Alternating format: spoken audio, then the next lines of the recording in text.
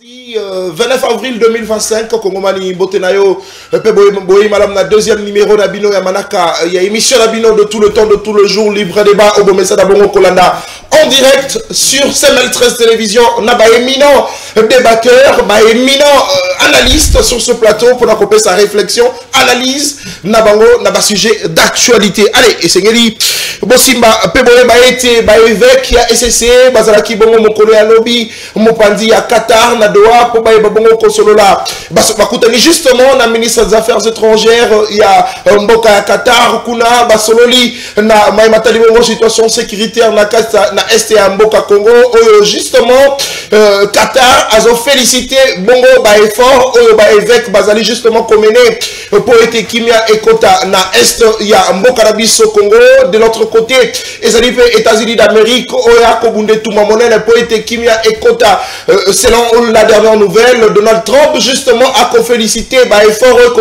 entre les deux parties, entre le Rwanda et la République démocratique du Congo, pour être Kimia et Kota. Définitivement, au cours de cette émission, on peut réfléchir à ces sujets, Nabaimboka, Bazananga et Longo sur ce plateau, il y a libre débat, mais aussi information, sur ce Sengliboé, bah, été conflit, Monene, Ezali, et s'installer justement entre justice, Yamboka Rabiso, na Assemblée nationale, et Sengliboé, bah, été procès, Bukangalonzo, ya Monamboka, ils ont juste, bah, confondé justement, Monamboka, Matatamponio, Augustin Matatamponio, l'ancien premier ministre, justement, et Kotali Sabongo était que Matatamponio Azali Bongo coupable, Namaï Matali Bongo détournement, il y a Mosolo, Ezali qui Bongo destiné, na Maï Matali Bongo Colonna Massangu pour la Congolais, justice, et Kotali Sake Matatamponio Azali coupable, mais de l'autre côté, bah, députés nationaux, justement, bah, côté les Bongo, Maé Ekole Kabkuna, justement, na dossier wana, ba députés nationaux, ba ont apporté soutien à Bango, na Maé Matali Bongo dossier, Matata Pogno, na yango, justement, to komi tuna motuna, le lengenini, ba institution mi palais en place, et ça dit justement en conflit, parce que Matata Pogno a boyi kokende ko se présenter pour la seconde fois, parce que la première fois, Kendaki, mais la seconde fois, il a refusé, pourquoi? Parce que Akanisi était, que Nyonso, équipe na ya avocat, ba kotalisa, et ça dit justement prise en compte na justice Yamboka Rabiso, surtout na juge ya cour constitutionnelle a payé les gens position parce que attention na ezali bongo ko clouer Matata Pogno. De l'autre côté, Assemblée nationale via une cinquantaine de députés, bah téléméri justement le lengue cour constitutionnelle et Kosala Moussala et Kolinga ko clouer Matata Pogno. Allez, les institutions en conflit, le dossier on est kosuka le lengue kani. Est-ce que Matata Pogno sera condamné parce que ministère public a Sénaki Bongo 20 ans de prison pour la Matata Pogno, 20 ans il y a servitude de pénal pour la Matata Pogno, mais aussi 10 ans inéligibilité Matata Pogno à cause de la bongo éligibilité na élection au niveau il y a candidature na la présidence de la République aussi na députation nationale na l'autre côté bongo réfléchir na imboka bazana elongo sur ce plateau, mais c'est que peut boye ba été Kongomani boye ba été ba communicateur, il y a union sacrée de la nation basala ki bongo déclaration Mokolo na lobby justement Batalisi soutient la bango envers apport, il y a envers Moussala Otata Mokodia Kosala apport na significatif na Matali bongo situation sécuritaire na Est et Mboka Congo, ba communicateur il y a union sacrée beaucoup monde na bilili ba encourager justement démarche ya koluka bongo kokoti sa kimia démarche o Kosala mabongo na Mopandi États-Unis d'Amérique entre la RDC et le Rwanda pour te kimia et kota définitivement. D'ailleurs ba communicateur il y a union sacrée na malobana bango Batalisi bongo était ce qui réellement kimi et koti ba kosala tour na Goma pour Batalisa bongo na population congolaise que tata mokozeko la kosala mosala le lenge longo bani et puis kimia et koti effectivement ba kosala tour na Goma, mais aussi Batalisi indignation na bango na Matali bongo dossier Bukangalonzo entre la justice et l'Assemblée nationale, conflit où s'installer, mais aussi Batalisi pe inquiétude na bango na lenge Batalisi que banda tata mokozeko la zali na pouvoir 6 ans d'Iran babwaki ici bango ba occupé bango lisusu te. En tout cas ba communicateur bazali bongo inquiet na situation la bango na yango basengete tata mokozeko akota likambo na bango s'il faudrait justement aluka bongo a nommé certains communicateurs parce que Batali Sibongo que seul bango ne bazalaka fidèle à tata mokonzi ekolo ezala na tango pasi to na tango bisengo bango bazalaka toujours fidèle mais ba menacer justement ko quitter navire ce qui ba revendication na bango ezali prise en compte mais ce qui est bien c'est que ba communicateur bango union sacrée tout ça na bango sur ce plateau ba ko bango kopesa makanisi na bango na sujet wana allez pour la note robeta bongo masolo na matali bongo bakor o isa signé est-ce que tata mokonzi ekolo Félix Tshisekedi a tekimboka le lenge bakongomani mususu bakoloba balobi ete Félix Tshisekedi a cédé wolo a cédé minerai ya mboka na biso Congo a cédé mabele a cédé ba forêt a cédé ba parc na Rwanda pour to congérer en ensemble c'est ce qui veut dire la congestion ezali enfin selon accord Rwanda la République démocratique du Congo na Rwanda va congérer ensemble ba minerai ya mboka na biso est-ce que c'est vraiment ça le cas mais aussi c'est vrai, ma médiation est allée d'une part, l'Union africaine a désigné bongo le président togolais, le col médiateur. De l'autre côté, c'est les États-Unis, mon padi, mon zousou. Doha, Tokomona Basango, Bakosala, Moussala. Est-ce que Kokot sa cacophonie, Kokot sa trouble était, Nani Azali vraiment censé apporter solution à Nengi à Solo, mais aussi est-ce que l'influence, il y a les États-Unis d'Amérique, la situation sécuritaire à Mboka Nabiso, et Zali Bongo avantagé pour Nabiso, Zali avantagé pour les États-Unis d'Amérique, pour réfléchir à ces sujets là-bas, sur ce plateau, il y a libre débat, on a justement les Sengola Koyamela Bino, Monaboka, Gaston Piana, Mungamba, peuple, Oazali Bongo, personnalité politique, membre, il y a Union sacrée de la nation, Tozali, Monaboka, Armand Moukoulou, Oazali Bongo, Mokoya Bakambi, Pepalobeli, il y a Lingomba politique, AFDC, il y a Monaboka, Modeste Bati, Lukwebo, Tozali, Monaboka, Maître John Padou, Oazali Bongo, Mokoya Bakambi, Pepalobeli, il y a parti politique ensemble pour la République, il y a Monaboka, Moïse Katumbi Chapoué, et puis enfin, Tozali, Monaboka, Danou Kefula, journaliste et analyste de questions politiques, Nabaimboka, Bazalanga sur place, sur ce plateau à libre débat de Toko réfléchir, Nabasige, on a outil évoqué tout à l'heure, une heure de change, Nabaï Kongomani sur ce plateau à libre débat, restez branchés, scotchés et fidèles, justement, à ce programme de l'excellence et du professionnalisme, et surtout, la émission Nabino, libre débat, échange patriotique. Bakondo, on a pas réfléchir, mais pour l'intérêt de la République. Libre débat, c'est la solution à tous vos problèmes, aux problèmes de santé. Libre débat, c'est la solution à vos problèmes, mais surtout aux problèmes de la République, parce que pas solution, et c'est la Kabongo, mis sur cette table, il y a mon aîné, il y a émission Nabino Libre Débat, allez, mon amboka Gaston Pierre Nako Bananayo, 9 minutes d'entrée de jeu pour Pesalikani Sinayo, na sujet, Otokolobela Lelo, Maïma Talibongo, d'abord, en 1 minute, revendication, il y a Bayi Union Sacrée, mais ceux qui y s'accasent, vous allez d'accord, dans nos vidéos, et puis, tu as tout commenté justement, tu as vif du sujet. Mon avocat Issakaz. En 2 minutes, chez la mission vidéo, Tolanda, revendication à Bayi, Union Sacrée, bas communicateur justement, et puis tu as beaucoup réfléchir. Ensemble, c'est parti. De la République. En cette période de la consolidation de la cohésion nationale, face à la crise sécuritaire qui impacte négativement les efforts de la reconstruction du pays, créant un climat de terreur suite aux tueries et autres atrocités qui émaillent les opérations militaires entre l'AFC M23 et les FARDC, nous, collectif de communicateurs du président de la République, tenons la déclaration ci-après. 1. Nous saluons l'initiative patriotique et responsable du président de la République, commandant suprême des forces armées et chef de l'État Félix-Antoine Tshisekedi Tshilombo, d'unir les filles et fils du pays par-delà les clivages politiques autour de l'idéal, notamment la paix, à travers les consultations afin de permettre la concorde et consolider la cohésion nationale. Nous tenons également à témoigner notre fierté, exprimant notre satisfaction par rapport à la diplomatie pragmatique du président de la République en rapport avec l'insécurité récurrente à l'Est, dont la signature d'un accord de partenariat gagnant-gagnant avec les États-Unis d'Amérique constitue une réponse tant sur le plan sécuritaire et stratégique que sur le plan socio-économique, avec plusieurs externalités positives en faveur du développement.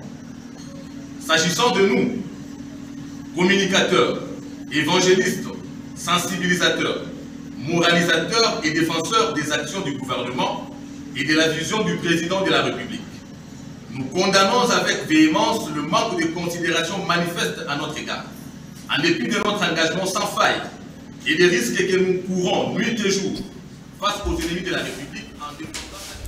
Allez, très bien. Et dans la Kibongo déclaration, il y a des communicateurs, il y a Union Sacrée, on va menacer qu'on quitte le navire 6 ans après. Parce que, s'il vous plaît, allez, s'il vous plaît. Parce que 6 ans après, Bazali, en tout cas, Bazali considéré. Parce que Bango Bazali fidèle envers Tata Moko Zekolo. Le communicateur Union Sacrée Sori Bolongwe. Donc on débat on a banane.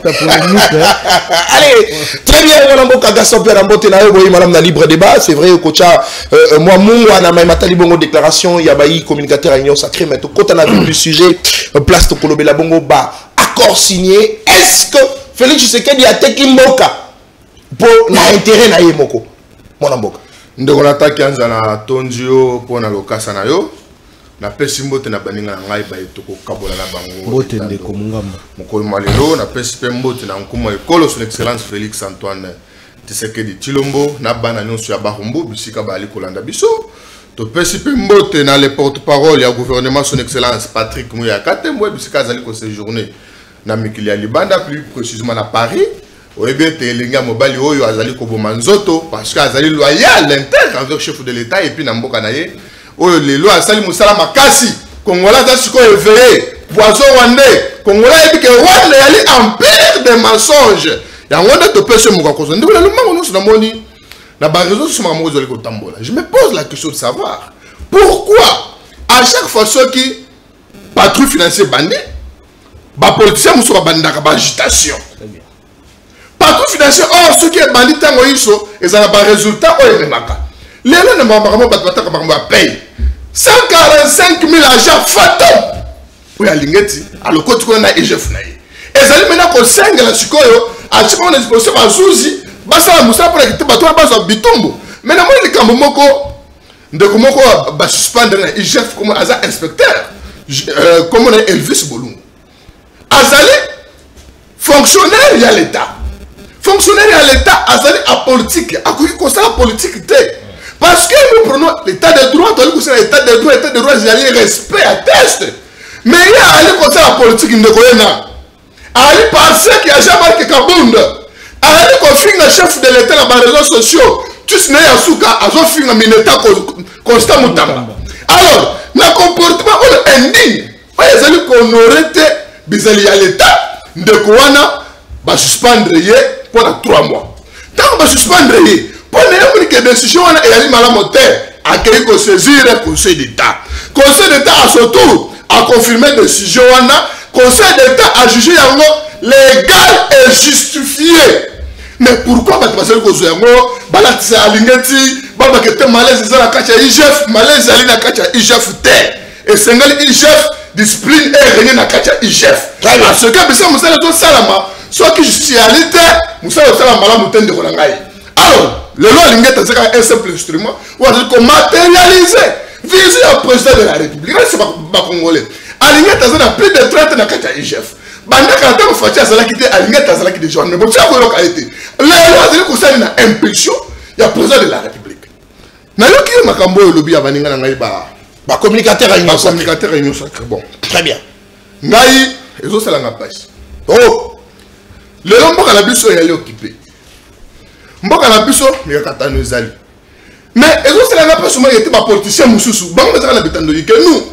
Biso to sangi ba autorité. Nous, biso to sangi ba autorité. Ba politiciens moussous, bande de Union Sacrée. Bande de communicateur. Oh, il y a Union Sacrée. Baninga la ngai. Mais, bah on t'inquiète pas Kabouya, oui. Pour la qu'on n'est pas Kabouya. Qu'on soit dans la carte en forum, on n'a pas de communicateur. Qu'on soit dans la police. Bah on décime que le corps va Kabouya comme ça de la $100. Oh, il ne faut pas qu'elle ne baille carte. Oh, c'est là. Bah communicateur à Union Sacrée. Mon amboka. Bah qu'est-ce pas Augustin Kabouya, vas-y, bah $100 à l'Ibabé Bani. Babé Bani, bien sûr. J'ai dit bien $100, je précise. Pour les $100, les communicateurs, on a des bébani,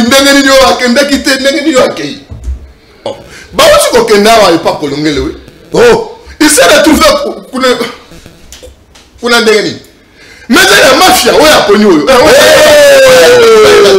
bango moko na ils sont incapables nanu ya kozala organiser lelo bazali considérer oh biso ba communicateur to ali considérer il faut pas la considérer ndenge nini oyo muto azali kotanga lokasa wana mujanda mais ça administrateur adjoint ya stade de martyr oh nani ya nommé administrateur ezali budimbu oui budimbu azali asa ministre office que tu as nommé ce que pas personne bangoni oh tu peux considérer Félix après c'est bien moi aussi des bobos d'acté à considérer non non allez s'il vous plaît retirez yango retirez mais je vois que Félix après c'est bangoni très bien ce que aussi de la Armand Mukulu oh na zona na plateau asa conseil ministre oh ce que aussi ne bakokela groupe na battu ko a China Sénat ce que mais on se ne masawana mais bien sûr mais ce que Baluno biso totalement considéré justement pas sur la poste ministériel ministre qui cause la d'accord na bande ko ngai eza droit là bas le plus légitime to saka musala makasi mais bakoki te ko what is it to command it et puis bakoki jamais ko menacer le président de la République ce qu'ils ont fait bah menacer le président de la République. Non, non. Mais balobi justement va déposer mais moi et pas tata mon côté école. Balobi te que va menacer chef de. Mais quand balobi ce que vous avez été au long. Mais bon, merci. Parce que politique on adhère librement. On se retrouve librement. Il n'y a ça que pas allez, on y a que vendre on a que chez nous ça. Mais on est là na ba autorité morale na bango. Ba opportunité voilà d'ailleurs. Makamba boye. Même la procédure, il y a une sacrée. Bakoulou n'a besoin d'être Bakoulou modeste Bachoukou. Alors que j'avais permettre ma merci beaucoup mon amboka.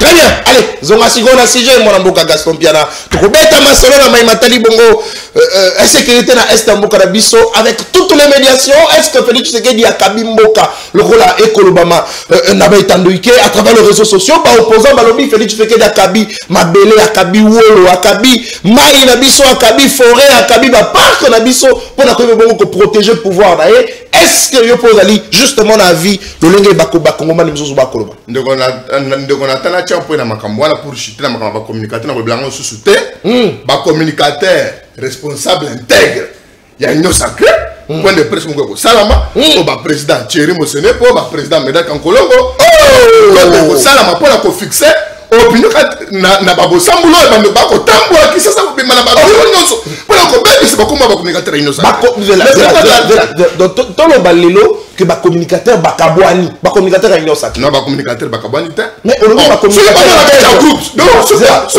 on ba communicateur intègre donc on reconnaître que Tokoï conclure sur ce plateau que ba communicateur peut non intègre bazali non na lobby boy na kacha nyo sacré famille pour on a sujet mon ami on a sujet on a sujet tozalaki invité oui na kati activité oyo esalami awawa na baprésident Médard baprésident Fumuto biso nyonso tolai kuna soki boza na kati ya ndako bana ata papa na bino aza na mosolo te mais bana basoki bango mpe pa bavoisin zonga na sujet lelo kolobaki le président de la République ateki mboka non ezali lokuta oyo esalami ezali véritable action oyo ezali ya motuya la démarche oyo toyali koluka kimia très bien bande ko fa bani le président de la République a tiré considérer accord mon côté lobi que na teki mboka bien na brader ba minéraux na biso ou bien na brader ba fleuve na ba lac te lelo accord de principe oyo baloba signé accord de principe ezali na caractère non contraignant accord de principe ezali acte moko oyo ezali ko fongola nzela pour na masula banda accord de principe ezali ko permettre te batu baso feuille de route entre deux états oyo ko kamba bango na ba négociation c'est-à-dire ezali na caractère moko non contraignant tant mena basine makambo wana tant yozo se basine makambo ya ba fleuve na ba lac effectivement ezali ba ressources oyo tozali ko kabola biso na Rwanda par exemple lac Kivu tozali lac moko mais partie ezala ya bango partie ezali ya biso so nous sommes condamnés il y a que gérer les mots ensemble maintenant il faut que vous ayez un principe il faut que vous ayez na lolenge nini oh beaucoup de kambela yango parce que le kakete oh ba bapêcheur tel tel bakotaki boye bakangi bango bakela bango bapêcheur akoni bakangi boye bakoti bango nyonso wana kimia réalité. Très bien. Il faut maintenant côté ba principe na mesa on le lève et trouver qu'on gérer par ressources oyo. Merci. On va partager la bande de Rwanda. Très bien. C'est on biso surtout dans le Rwanda. Bazo vient mboka na biso. Il faut maintenant faire très attention parce que à cause des principes et ça encore global on va signer. Et ça n'est pourquoi il faut qu'on fasse la maso. Mais na kacha masolo, il faut partir na biso pour négocier base la mingi na mayele base. Très bien. Pour ce que mi kanda mabe na bato ane ba via mboka na biso et cause la mabe de konata. Merci beaucoup. Allez, 9h30 chacun pour la toute première prise de parole. Allez, vous alliez belé Bokolanda Bisso en direct via CML 13 Télévision. Merci parce que vous avez banda qu'on a bien vos fandi Bokolanda libre débat. Vous alliez émission solution pour le problème na bino. Vous alliez la problème à Bolingo. Landa est libre débat parce que vous avez détendu. Ogoyoka elengi. Parce que banalise Kobima et qu'on paye aussi les soucis aux alliés d'ango. Allez, vous allez belé beaucoup dans Nabiso. Maître Padou, Maître John Padou, à Nabiso Longo sur ce plateau. Vous allez na même ton antenne, na mon amboka Gaston Piana, c'est vrai qu'on grignote mon moqué. Maïe que les Kalakat c'est union sacrée parce que ma communicateur va condamner entre bango, mais tout réfléchir. Na même Matali Bongo, Bakor, ils allaient signer entre la République démocratique du Congo na Rwanda. Bino bayi opposant, bon s'opposer.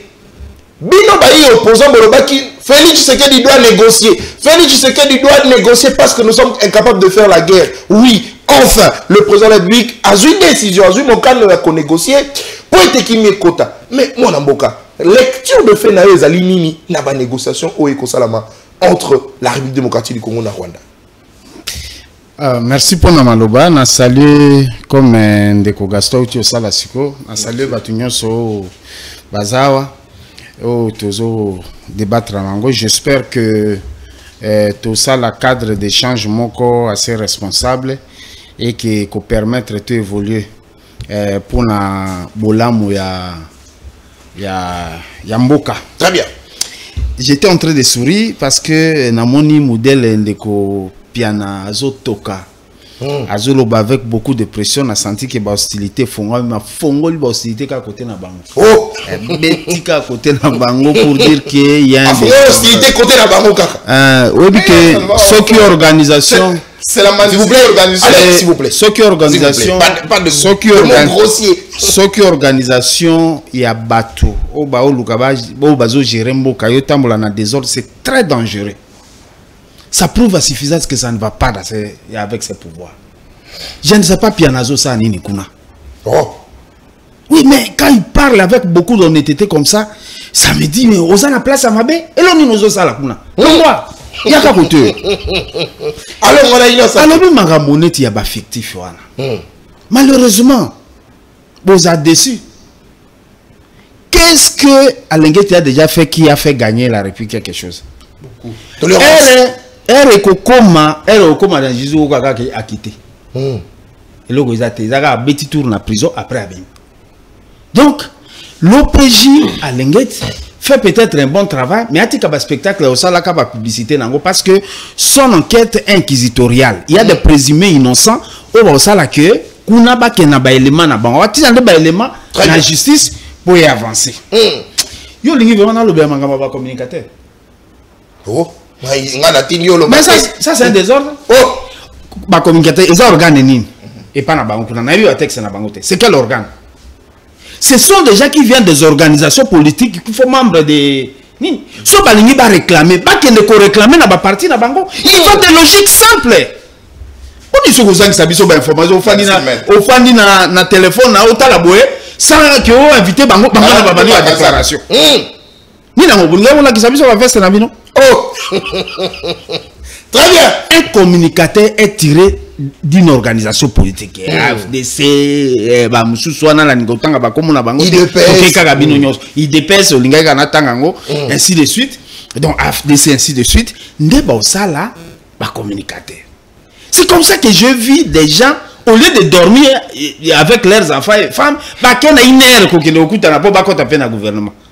vous avez droit de demander beaucoup de gouvernement, mais ne le faites pas au nom de la communication.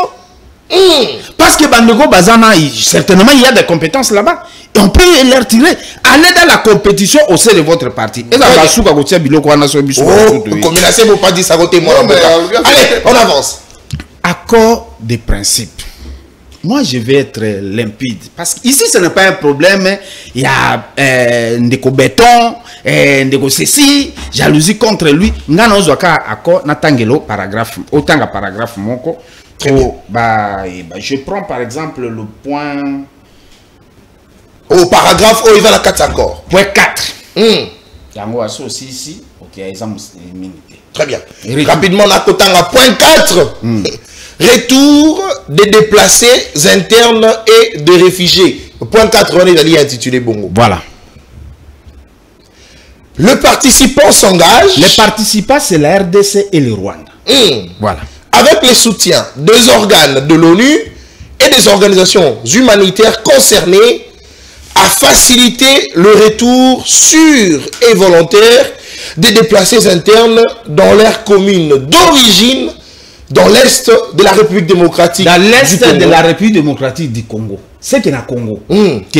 Après le retour de la paix dans ces zones et de citoyens de la RDC déplacés par les conflits et actuellement présents au Rwanda ou dans d'autres pays conformément aux obligations juridiques internationales de participants.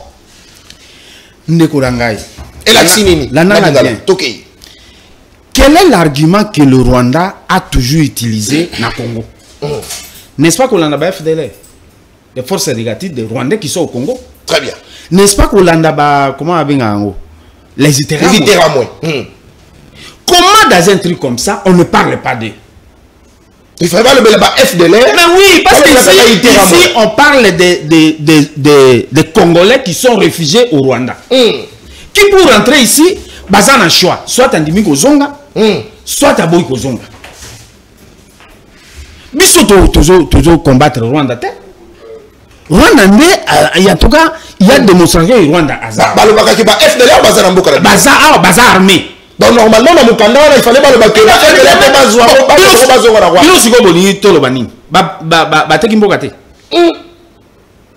Je ne rentre pas sur le problème minéraire où on peut parler autant. Chose dans le parc, il y a Virunga. Parc où tu partages. Il y a Nogori qui traverse le Rwanda. Rwanda paye pour ça, vérifier. Oui, ça se paye. Ça, on peut comprendre dans un débat comme ça. Mais le problème, les 30 ans qu'on a fait, on a toujours justifié que ils sont armés. Et nous connaissons qu'ils sont armés. Comment on ne peut pas débattre de cette question dans un cadre comme ça? Oui, c'est l'accord de principe. Oui, c'est l'accord qui a un caractère non contraignant. Mais le caractère non contraignant en diplomatie, c'est quoi? C'est la bonne volonté que l'autre manifeste. L'autre manifeste. Les accords qui viendront autour de ça vont partir de ces principes. Voilà pourquoi on appelle ça accord de principe. Pour lever option que Bokobeka Masolo boé. Na cadre minéraux tout ça là-bas. Na cadre ni tout ça là-bas. Et c'est à partir de ça que vous allez tirer. Donc aujourd'hui signer et qu'on tirer source dans na principe pour lever. Na principe pour lever. Très bien. Est-ce qu'on a pris le temps? Et puis, signature en Gozamé sans réserve. Tu signes vraiment convenablement. Tu engages le temps à Makambo. Même le minerai Nabiso, ils ont traité. Et qu'on a traité. La République démocratique du Congo de la Rwanda. Ils ont documenté. Tu vois? C'est co-géré, on parle de la co-gestion. On nous rappelle comme ça. Nous sommes membres comme ça. Est-ce qu'on a besoin de nous rappeler comme ça dans l'organisation sous-régionale ou régionale? Nous sommes déjà membres. Nous sommes membres de Comessa, nous sommes membres de EAC, Grand Lac, ainsi de suite. Nous sommes là par rapport à la principe de Numito Kotakuna. Ici, c'est un problème de la guerre. Nous voulons la paix. Très bien. Quel est le problème que les autres avancent comme argument? Toujours là, insécurité. Mais comment vous ne parlez pas d'eux? Vous parlez des déplacés. Mais sûrement, parce que le principe, la grande ligne, Oh, justement, bakobimisa bakor. Mais il faut aller énoncer. Ah, pourquoi vous énoncez ici comment les réfugiés? Vous énoncez les réfugiés, ils sont dangereux pour le Congo. Encore que là, leur retour, il faut bien stigmatiser parce qu'ils risquent d'avoir des infiltrés dans cette logique ici. Nous disons ceci. Mboko, ils ont beaucoup de biso. Et que biso peut permettre bangote na désordre, va continuer à créer des ordres. Nous les interpellons en disant que texte est amabé. Très bien. Texte est amabé parce que vous vendez le pays. Ce que le Rwanda a toujours réclamé, il a obtenu en un clin d'œil à quelques minutes à Washington. Donc, nous avons que la guerre, nous avons signé, nous avons gagnant. Papa, on a pris ce exemple. Que Bisso doit attaquer Rwanda. Je prends seulement cet exemple. J'attends peut-être qu'on me contredise. Là, je serai encore un peu plus dur. Bisso doit attaquer Rwanda. Rwanda a attaqué Bisso. Pourquoi Rwanda dit non, non, non, non, il y a des forces négatives. Et ça, na Baïteram et tout ça, ils sont armés, ils sont au Congo. Mais pourtant, l'armée rwandaise est installée dans M23 dans le Congo, mais pas qu'on récupère les hôtel pour l'année. Naïbisio que, Awa Moko, à partir d'un document, c'est un brouillon à refaire. Très bien, merci. Un brouillon à refaire. Allez, mon amboka, Armand Moukoulou, très patient, très serein.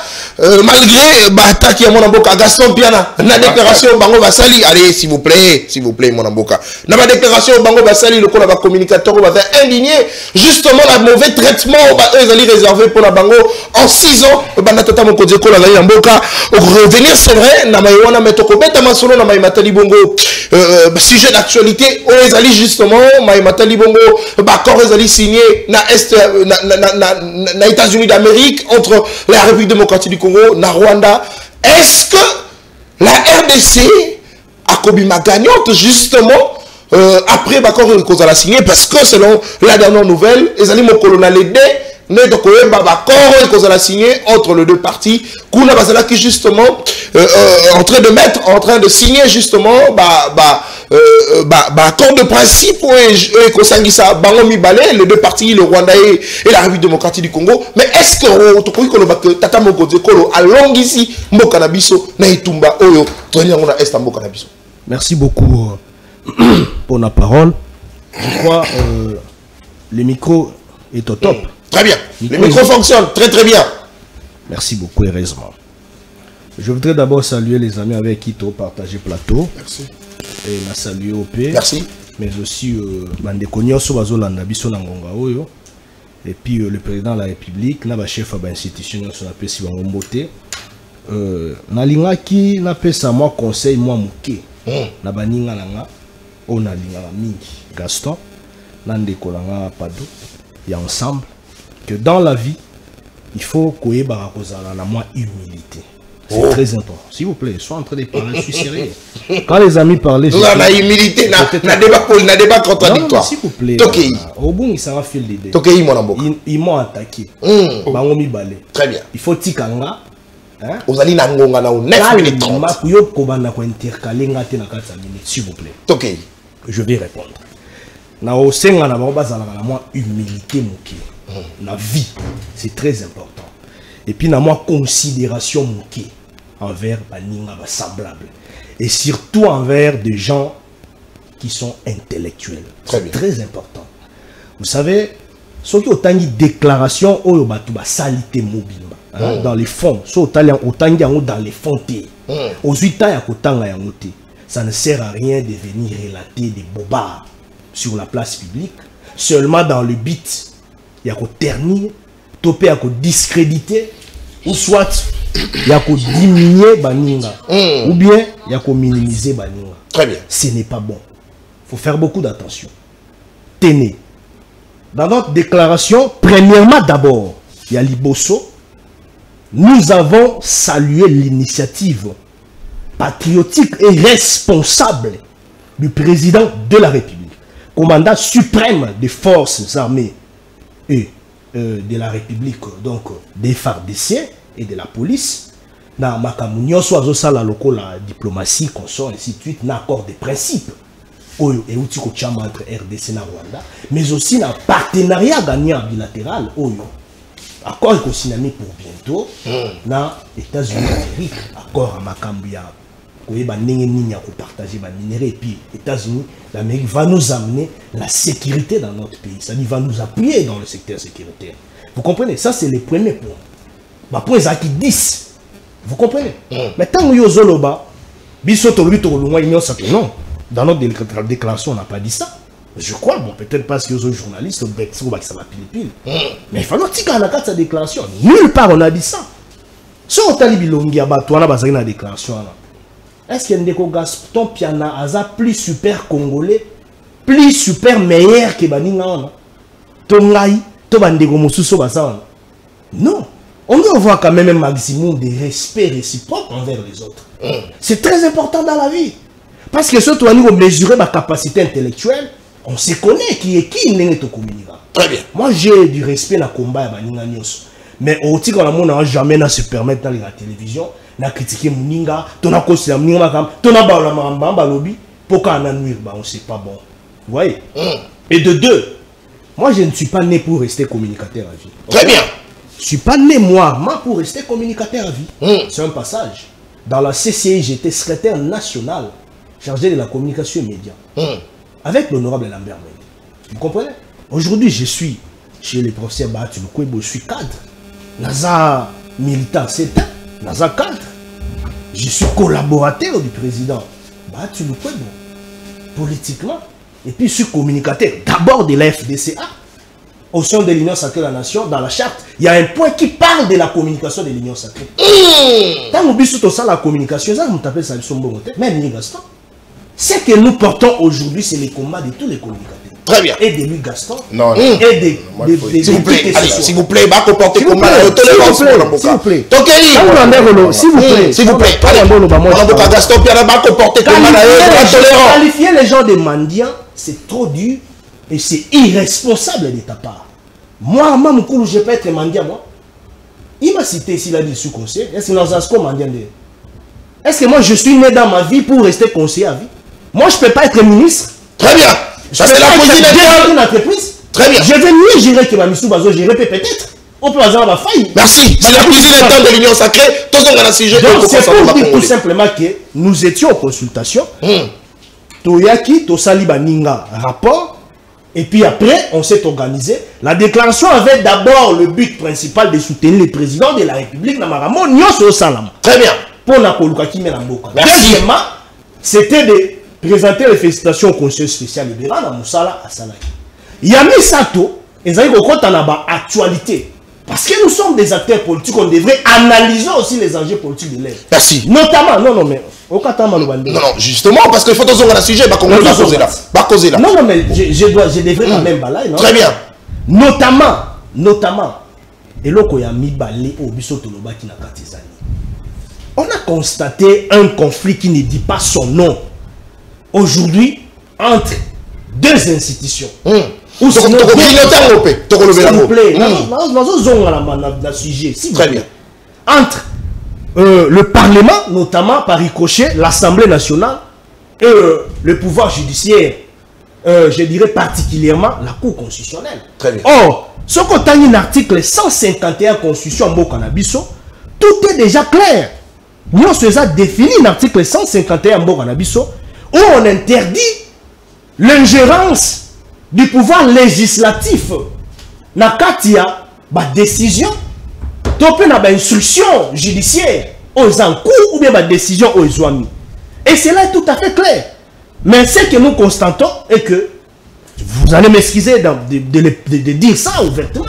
Ici, je parle de l'institution Assemblée nationale. Par ricochet, le président de l'Assemblée nationale, bah, propos à Tenaki, merci. Na dossier Bukanga Lonzo, Biso Onaba Ninga, politique observé, on s'était rendu compte que le président de l'Assemblée nationale n'avait pas joué à la sagesse. Il ne fallait pas côté à l'intérêt, on a appelé ça. Ndenge Tolobaka, avis na dossier aux en instruction, na niveau de justice. Très bien. Témé, Article 151 Constitution Lobibo. Mon amboka, on a sujet. 7 minutes pour la toilettage. En tout cas, il a dit que les orientés pas comme le pouvoir exécutif ne peut donner l'injonction au juge dans l'exercice de sa juridiction, ni statuer sur les différends, ni entraver les cours de la justice, ni s'opposer à l'exécution d'une décision de justice.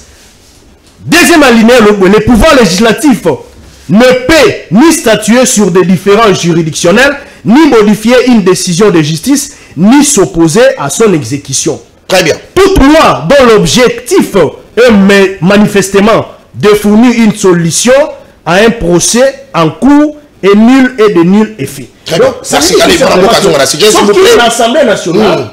Ce qui est l'Assemblée nationale, président de l'Assemblée nationale, Azotchamalobana Mayo, juge, na cour constitutionnelle, déjà dossier Boukangalozo est en cours, Bazo a déjà la décision, et puis Bazo évolué, juridiction est en cours, Kuna. Ils ont la violation flagrante. Merci. Ils ont la haute trahison. Il ne fallait pas ça. Très bien. Allez, citons la sagesse du président. Atika, justice ça, nous sommes malades. IGF a facilité qui s'il vous plaît, allez, mon amboka, s'il vous plaît. Non, non, s'il vous plaît. Après ça qui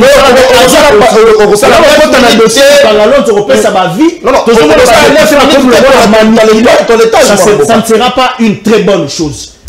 En 30 secondes. En 30 secondes, j'ai fait combien de minutes? Vous avez 8 minutes 30. Ah, mais je n'ai pas eu assez de temps. Non, mais justement, la prise de parole maintenant à même temps d'antenne. Mon aussi, il s'attend à toilettage. Non, mais je devrais d'abord balayer ma balobak. Non, mais aussi, il s'attend mon amboka. Il fallait nous rapidement. Votre côté à la carte à sujet. Ils ont plus de temps que moi. Non, non, faux. Chrono est allé, voilà. Chrono est allé. Pour ne pas monopoliser la parole, Bandeko Balo va récupérer à temps un deuxième temps d'antenne. Très bien, merci. Je voudrais juste rassurer à la population congolaise que tout ce que le président de la République est en train de faire maintenant, contrairement à la Bandeko Balo, s'opposition n'est pas Balola, Makambo Yoana, na okota na kati ya accord de principe pour la deuxième. Très bien, merci beaucoup. C'est pour l'intérêt de la population congolaise. Très parce bien. que Kimia Izon, Bitumba, oui, Bato Bazo Koufa, Eza Malamuti. Et donc, il faut que Naba. Kano topé na ba voix o ezali malamu o ezo créer climat de paix kimia pour kimia izonga na mboka na biso. Très bien, merci beaucoup. Allez, deuxième première prise de parole pour mon amoka Danouke Foula, journaliste au Azanabiso Longo sur ce plateau. Azali analyste de questions politiques, mbote na yo boyi malam na libre débat. Bino bayi opposant parce que tendance na yo to ebi dans la kabongo mopandi aba opposant na kati mboka na biso Congo. Est-ce que tata moko sali mabe kotinda gouvernement oyaye nano ya liboso kosolola ba M23 na doa parce que tomoni bongo bayi évêque pe bakendaki mopandi wana basolo na ministre des affaires étrangères ou justement yep a félicité mosala oyo bayi évêque ba kosala de l'autre côté.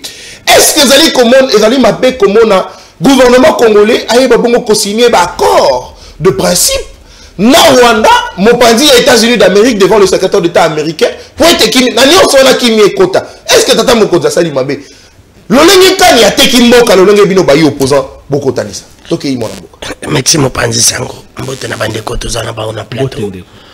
Mbote na ba Congolais pense vous allez un peu m'excuser si je suis venu c'est par rapport à la politesse que j'ai avec toi na hôpital. C'est nga même na fanda mais naza obligé na ya parce que je t'avais dit qu'il devait être là. Merci. Santé vraiment ça ko permettre.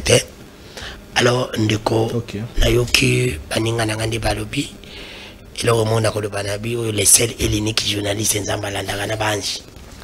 rapidement, Naïbsan de Konangaï, avant qu'il n'a pas Kamboza Koderange Baimboka, population Baïbsing and Ibsatata Mokonjokolo, ils en ont pas policiers, plus de 5000 policiers, Tili le Bazo Salete, problème à mécanisation, Bangoza composé, problème Baïbsé Bango Bazila, Tili le Bazako. Plus de 5000 policiers. Très bien. Bazako Salete, Bazako Senga. Tata Mokonjokolo a s'impliqué rapidement dans le dossier na bango baloba na bango bazela depuis bazako zela tilelo ezako simbate ezali problème ya otozana ngosiko problème embouteillage ndeko nanga ça dérange embouteillage na Kinshasa tozana bandeko na biso basala kana ba mamba o yebinyo sa sécurité na ba supermarché ba ipsinga ndeko danu mais ka kolobela biso problème ba paiement ça continue sous-traitant ça nous dérange les temps de Gazana ici abeti na ikanga na makambo wana ya komika makambo est alo bandiko na pe baza ba kongomani aujourd'hui je suis problème à courant dans la ville province à Kinshasa ngé palanga na habité mkolo na mona courant là c'est une compétence ya les Lusindi auto kata qui émission même semaine passée à cause à courant to kata qui permission lobby lundi pour la courant si problème à courant problème à sécurité incompétent insécurité au yebo mona ke dossier lobby na ale na lemba au mona qui na lemba ministre lobby sur na 24 à côté Galaxy na supermarché comme on a niveau insécurité dans la ville province à Kinshasa là c'est l'incompétence il y a Blaise Kilimbalimba où il commissaire provincial la ville province à Kinshasa incompétence il y a Germain Chabani où il y a ministre intérieur compétence il y a Daniel Bumba na moni Bumba même il prend il y a l'audace il y a ko linga même ko za journaliste même sur ba communicateur pendant ko vilipandi ko côté ça même président assemblée provinciale il y a Kinshasa la ingérence je voulais dire aux gens il faut reconnaître que problème il y a Kinshasa il faut pas mêler les bureaux de l'assemblée provinciale. Mais justement, il est pas la responsabilité là parce que agent interpellé le gouverneur l'exécutif. S'il te plaît, non. On va condamner les APK. Ceux qui ont vu dossier, ça ne met pas mon kéba, il n'a qu'un point. Qu'un député provincial vient nous dire qu'il appelle le gouverneur, bureau va bloqué. Parce que Moukéba nous avait dit à l'époque, il appelait le gouverneur que Godin pourrait bloquer. Mais aujourd'hui, on n'a pas vu un député qui ose il appelle les gouverneurs et les bureaux blancs.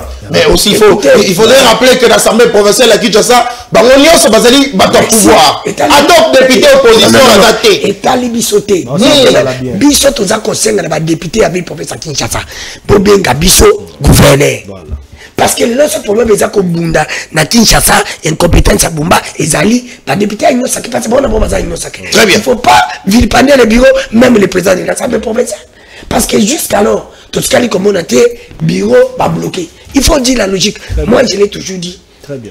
Parmi les policiers congolais que j'ai connus, le président de l'Assemblée provinciale, il y a ville province à Kinshasa. On se comprend de quoi. Naïbi est très bien. Il y a une émission, on a 12 ans.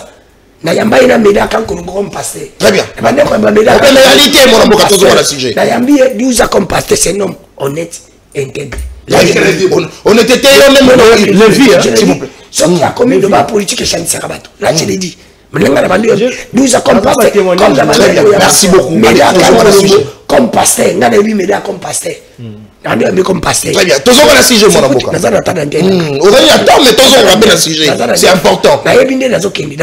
Moi j'écoute derrière. C'est pour te dire que c'est pour te dire qu'il faut tout ça là honnête. Ce qui m'a bien côté, ton côté les médailles tout le bas. Et là comme tu dois conseiller pendant les cambo taliba ma cambo inondation oui, on avait appelé le gouverneur. Gouverneur Falaya, bah ça dit commission. L'Assemblée, les députés va kende, bah ça va élément pour bien gouverner. Bah yoki déjà gouverner la commission, salimaki. C'est parce qu'il y a des pléniers. Bah combien encore gouverner y a la plénière pour pas payer élément. Il faut le dire, il faut être honnête. Dans la vie, il faut être honnête. Merci. Ça c'est Bumba ou rien qui dépêche. Il faut le dire. Bumba doit partir d'incompétent. Là je ne blague pas. C'est lui qui a la tête de ce qui a commencé à la COP, mais pour le moment, c'est lui qui est le compétent. Très bien. Il faut aller à Bisabis alors, Batik a ouvert pas des bureaux, n'a eu pas de bureau, on a été le bureau, on a le barreau net, on a eu des années. On a contre le bureau à PKT, mais bureau, on a le dossier nantais. Ce n'est pas comme le dossier de retirer Bango, la journaliste sur le Bango, il faut. Batik a su ma pèse Bango, et pas mon tour pour le bureau, ma cam, on a le barreau est allé. Tu continues à dire que mon mandat de Raoul sur le Bandeko, dossier à Matata. Na dossier ya kenga kati pozo sala chanima kote Kabila depuis bokanga ki égal bisangai bato bazana égal bakoma ba chame bosali égal wapi bino bosali plus bino bosali moins pour Kabila sala ki égal bokangi bino ce que bosali nini ba chame bazali boko kanga lelo kinga kati plus de 500 travailleurs bandiko bokangi déjà kinga kati mais ba kende zotali so bakangi ba sala te me semble bandiko ba fani ba chame ba ba futa ba sekenda futa ba oui, on a l'autre dans d'autres comme on a dit qu'on a tout l'année. Dans l'autre dans d'autres des pèses même tamabi. Il des pèses si bako linga même cardinal ya Rwanda comme na papa mais ba linga mbongo te. Oh, il des pèses là si ba comme il des pèses là habité. Wana l'autre avant dans d'autres. Que IDPS a comme zela na ko congolais na ko rappeler bino que ba média nyonso na mokili mobimba ba koloba que cardinal Mbongo o ya biso ya République démocratique na ko pesa ngonga mona boka na ko pesa ngonga ba média nyonso na mokili ba koloba lobi que cardinal Mbongo est très bien parti pour remplacer Paris mais d'autres na idps bazokota koluka ntina baange elisa ange ayebisa nzambe te ambongo te bango kutu bapréféré même kardinal la Rwanda akoma na ye pape me pa mbongo tala niveau batomboza. Est-ce que nango te pour na attitude ya tata mokonzi mbote o bapesa kina mbongo bato ba commenter yango est-ce que okoloba ngo te pour na bongo mwana mboka alamba les idps azana sa ya idps oh idps pas de botika makamanzambe boko biso to linga mbongo abi makardinal abi mapapa pardon biso peuple congolais ma intérêt ngeza Congo ma intérêt ngeza batuti intérêt nga c'est le Congo. Très bien. Depuis le na za kolinga guerre ici c'est le Congo mais pas Tshisekedi. C'est pour te dire que biso to lingi ba Congo. Alors à quel niveau c'est que la kinga kati botika baba Kabila fanda parce que tile to za koluka vidéo ya Kabila to za kozwate. Lelo zo ba Kabila comme victime. Botika Kabila fanda pardon. Pera za ko sengo ama mukulu ela ya avocat qui est là. Dossier à matata eza dossier moko na eza dossier pénal. Attention. Na pénal il faut être sage. Ceux qui déjà nous tandimi que y a Zoaki Mbongo pendant que ça la misara. Mais tout le monde qui n'a dossier à 100 jours. Ma tante Amponio n'a pas un problème là-dessus. Parce que le message dit qu'il avait reçu l'argent. Comme l'autre avait reçu l'argent, le dossier à 100 jours, Nani Diamant. Innocent. Innocent. Et il faut être prudent. Quand vous partez l'État pour la vilipender, que ça m'a kambabati na Cameroun n'angawate. Parce que Cameroun l'a très bien dit. Que Bazak m'a boité. La plénière n'a pas refusé. Et dossier qui m'a tata humidité. Et ça qui dossier. Des organisations. Attention. Là, il était sénateur. Mais dossier, il dossier à Bukangalonzo. Et pour le moment, il est député. On est quand même les gens intelligents, il faut réfléchir. Très bien. Il faut monter ça sous bassement et permettre. Et bien, député peut pas dire que le long du Bangal juste à de Kokosekate. Le bébé qu'on a député Moussous. Il va protéger aussi. Non, je dis, je parle en tant qu'humain. Moi, je ne peux pas vouloir qu'on vive pendant Natal là où je suis.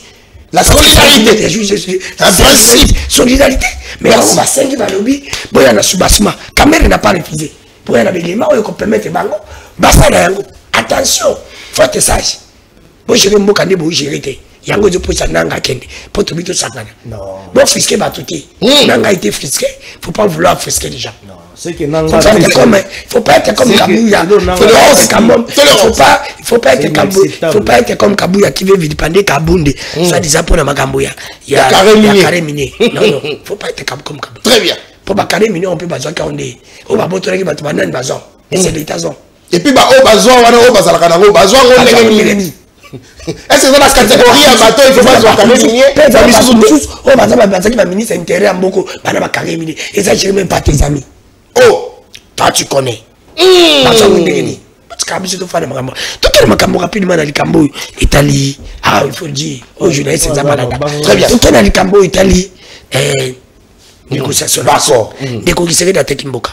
Oh, Kabila Tekimboka, Kisekedi na Tekimboka. Na misaka Kisekedi bien. Tetilombo. Bon. Babipe na okiboloja le biki Kisekedi eza kombo na bango te. Ah, beaucoup to kotawana te. Tokona na sikola tokeli mboka. Nazo sa Ndeko Tilombo, Tekimboka. Na lobila ka Ndeko Tilombo awa. Ndeko Tilombo avant que Ndeko signer ba accord. Ko salere Kabila sanaka te. Benga Katumbi. Benga Fayulu. Benga Kabila. Benga ba opposant non se faut pas la témoin. Bamo na pende boza signer. Pour ba le baté qui Kisekedi na Tekimboka. Pour ceux qui ont signé ba accord ya mabe, ba on ne se pas na. Que ça va maloba. Merci. S'il vous plaît. Kisekedi na salere ya Kabila. Ce que simbite to kolobani. Kisekedi na Tekimboka yo moko. Très bien. Parce que soka benga ki ba yo opposant.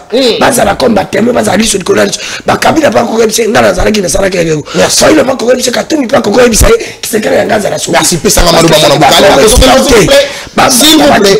Tokotiango na mutu ya Kisekedi. On Tekimboka yo moko pour l'intérêt na yo ou mena na pouvoir 2028. Merci beaucoup. Allez, 30 secondes pour inviter Misato parce qu'aujourd'hui 30 secondes de plus pour Bango. Non, 30 secondes de plus. S'il vous plaît, 30 secondes de plus. Très bien. Allez, vous allez en direct pour Kolanda Libre débat émission Nabino. Tokobeta Masolo na matali bongo ba sujet d'actualité. Mboka Congo ndé, ils ont importé plus. Ah sur ce plateau, ba individualité Mboka Congo. Je ne comprends plus. Namboka na biso Congo. Na ville Kinshasa s'il vous plaît. bato bako braquer bato na minduki akoti na shop aboto limbo to moni biso no vidéo comme viral moto akometa masati po azobeta na ye comme il veut azui bamati pe moto na moi s'il vous plaît pendant que biso na kalato ba ke bakage na kana poutou mais bakage comme ko sala mana moi sous les yeux des autorités de la ville s'il vous plaît. Monsieur le ministre de l'Intérieur, monsieur le commandant de la ville, s'il vous plaît, Boza Wapi. Ici sur 24, s'il vous plaît, na 24 Kakawa. Place commissariat provincial de la police est ça. Ba braqué, ba kolinga ba kota na supermarché mon quoi. Mon colonel lobi masasi ebeti 24 mon Mbekauki. Moi j'habite là, j'étais là. Tu as côté de ta maison. J'étais là. Monsieur le président de la République, c'est sous la gouvernance du fils de Tshisekedi Neto Komona. Insécurité dans la ville à Kinshasa, au vu aussi de tout le monde depuis la journée. C'est malheureux. Mon amboka, Gaston Pierre Mungamba Pepouza. Il a déjà prise de parole. Donc, on ma solo na Matali Bongo. Dossier Boukangalo, c'est vrai, il faut grignoter, moi moquer. Mais influence, Oyo. États-Unis, na Matali Bongo, situation sécuritaire en Boka Congo. Makanisi na. Ndeko Nathan Kianza ya muna na yanula na makambo ya Bukangalonzo na Matata moni il ne faut pas que traiter bato ba incompétent sans toutefois que en a belema. Snell a produit à l'utilité. Snell a allé distributeur. Snell a allé koteka. L'utilité que le gouvernement a produit à travers le ministère des Ressources hydrauliques et électricité après. Très bien, merci. Allez, dire dans un plateau sérieux, non, Lucine et tout coup, Bazali bien compétent et pour réalité. L'homme pour réalité, oui, bon, ils allaient quitter. Mais le monde qui tourne à courant, tout ça dans Mali, le monde qui crâne sur les pays. Mais il faut se féliciter, parce qu'on ne peut pas nous faire malheur. Mais il faudrait pas qu'on empêche, mais il faut le bateau qui nous allait faire.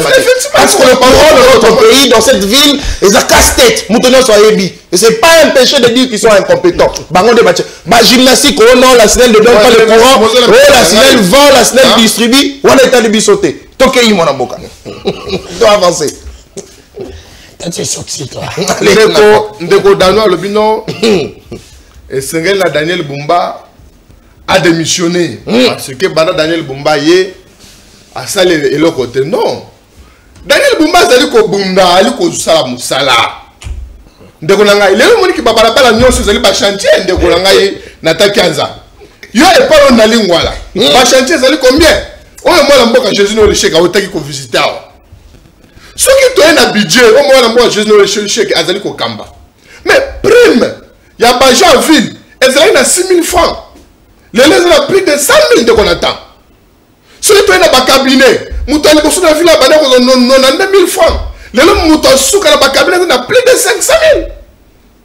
Alors, les gens qui sont dans le Bunda, tu as un contrat, il faut que tu revisite pour que ça soit parce qu'il ne faut pas oublier que tu as taxe qui ils ont hypothéqué, notamment taxe de consommation, ou peut se rendre na Sophie Banguna. Ça dit, les Daniel Bumba, Azali Kobunda, Bishop Pay, tu as bien continué. Et c'est là que ça Moussala. Pour na Kishasa basé les alités. Na Kishasa insécurité wana. C'est grave. Et maintenant, tant que j'ai côté là-bas député. Insécurité, c'est chaque jour besoin braquer bateau. Chaque jour besoin braquer bateau. Député n'a pas de courage. Il y a combien de bénéfices que le ministre professionnel à l'intérieur. Et comment on parle de ça? Non, moi, imaginez-vous que ceux qui battent à tes places, on a mort des années 24. Quelques mètres, n'a comme salaire provincial. Et bon, et pas là, ça, et bon, la tienne profond courant, n'a mon enfant, on a donc ça, le ministre national à l'intérieur. Mais ça, c'est bien la cache à Mokate. Pas tout, hein. Bah, je n'ai pas de cabine, n'a pas de bureau d'échange. Mais comment on parle de ça? Donc, ce qu'on a bureau d'échange, on s'est exposé que tu n'es pas bon malheur pour la cause de bon. Donc, c'est exactement failli. Dans la gouvernance, c'est en ville, on peut te interpeller le ministre à l'intérieur. Que tu es national, provincial, et c'est même que ça, Moussala Mingi, pour la sécurité, parce que l'État a une mission de sécuriser la population. Très bien. Mais de ça, pour Kangalonzo, alors on a salué, tous les Kokebisa, Vital Kamera. De la Kokebisa a été, il faut qu'on rappelle que la mission a été, mon amour. Mais Toujours c'est l'émission na linga la tinde. La France. Très bien. Ok, c'est comme Maloko pèse injonction la notoriété. Dans quel pays député élu, émanation à peuple, mbongo ya peuple et bungi. L'État a eu l'occasion aussi à peuple mbongo na email député à la tika saka yolo bakite. Mutuwa na botushite. Wa musomo ngwa. C'est pourquoi Vital Kamerhe il devrait se comporter le professeur Maurice Bachilkobo à 7 ans dans le Sénat.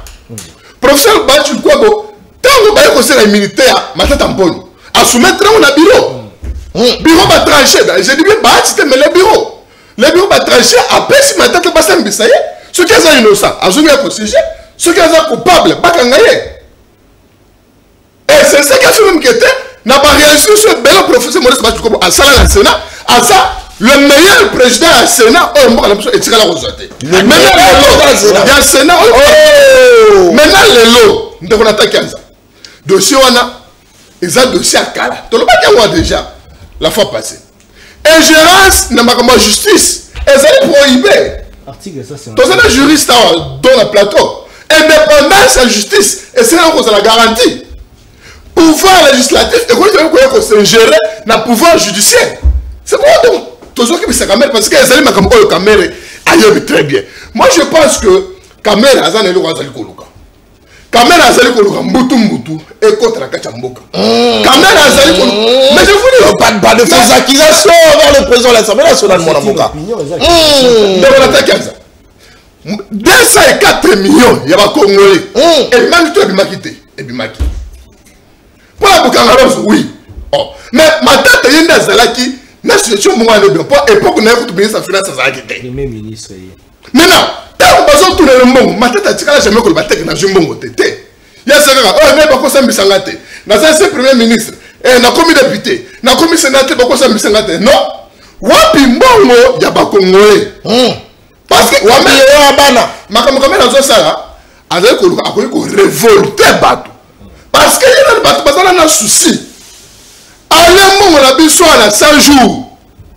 Si les lots, à zone de sa moto, en maison préfabriquée, que n'est la carte qui est dans la zone, on est là qui voit déjà. Et c'est Ebimi Bissobe, d'accord, Ebimi Bissobe du Colo. On a le bac et ça qui sont pas pour à l'obit un peu partout, si les lots est commenté. Maman, comme 100 jours, et si là. Quand même, pas zone de sa moto. D'ailleurs, à quoi sous VPM, à l'homme VPM, à quoi président de l'Assemblée, comme si a eu trophée, a eu prix à maire de tourneur, malheureusement prix à ma commune, à quoi sous mon compte. Maintenant, il est pas qu'on favorise ce qui était maintenant en Polo, à battre la matin. Donc, c'est un Congolais qui est un témoin. Et le chef de l'État a maintenant averti que, quand même, ceux qui ont s'ingérer dans la justice, a dit qu'on a des ordres dans Mboka.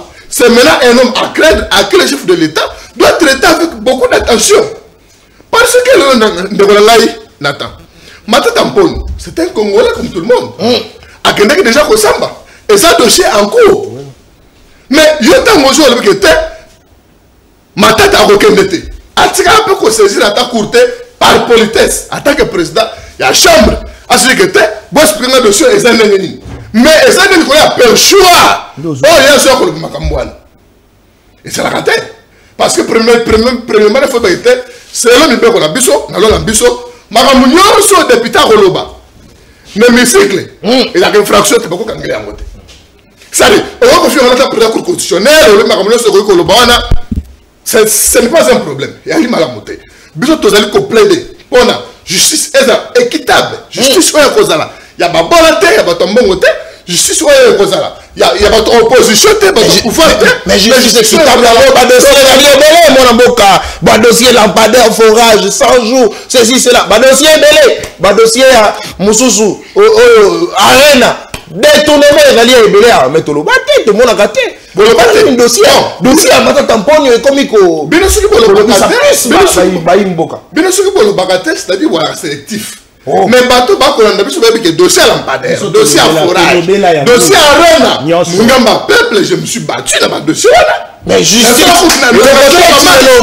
Non, justice. Mais il faut que justice ça nous dénonçons. Ce n'est pas qu'on dénonce pas ma tête. Justice ça nous dénoncer. Justice ça nous ça. Mais là ce n'est pas nous plutôt qu'on dénoncer parce que et ça peut être indice à culpabilité sérieux. Oui, effectivement, matata il est bon congolais. Maintenant batika justice, maboko ya kofongola. Ndeko na pour chuter. Na lobaki mikolo ko yawa. Dossier à Anadek. Crise ezali na kati Anadek et ko ya ko bota makamu mususu. D'où le chef de l'État n'a pas service de faut passer l'attention. Le ministre lui a tout Kabamba. On a suspendre illégalement, injustement le DG Godefroy Kizaba. Azali ko installer trouble mokuna. Il y a népotisme, clientélisme. Kocha, ba bon frère na ye, ba belle sœur na ye, kokendaka na limeto que nous avons ko installer DG. Et DG a comme DG. Toi c'est le chef de l'État que même la gouvernement Union nationale. Tata Oyo, lui a tout Kabamba. Ayali la place na été. Très bien, merci beaucoup, mon amboka. Gaston Pera Mongamba peuple allez la couper ça malobana mon amboka. Maître John Padou, bon ali kanisinae la deuxième prise de parole pour constater absence ya ndeko danou à quelque peu manano apa kozonga parce que nzoto ekoninga na nzoto ali malamuté mais pour l'intérêt du peuple to sengi azonga maboyi alobi azao apemi kaka tango ekokoma tourna e akozonga poazo maloba allez la couper ça malobana mon amboka Maître John Padou même temps d'antenne na mon amboka Gaston Pera Mongamba peuple cette fois-ci to robeta masolo na même matali bongo c'est vrai dossier bukangalonzo mais on voit tozonga pe na matali bongo influence il y a États-Unis d'Amérique na matali bongo kimia ya mboka Congo. Est-ce que bango bakoluka na intérêt na bango mokoto bakoluka vraiment kimia kota na mboka na biso Congo surtout au regard il y a la révélation au sali mon amboka. Merci na ligne na nzongela ndeko Armand parce que elle a eu parole alors bien opesa biso conseil ya humilité. Humilité pourquoi? Parce que pour nae toza na droite to lobela spectacle basala ki lobby. Ce n'est pas c'est pas un spectacle. Tolérance. Tolérance aux hommes de Non, il faut pas qualifier. Chrono s'il vous plaît. Tolérance. Toi avancer dans ces émissions. Spectacle, c'est trop dur. OK. De quoi Armand? Vous avez un monopole au lobate. Non, ils ont allez, tu ne pas servir de 10 secondes. S'il vous plaît. S'il vous plaît. Allez, s'il vous plaît. Allez, s'il vous plaît. Mon ambo là. Excusez-moi mon ambo. Mon ambo Armand.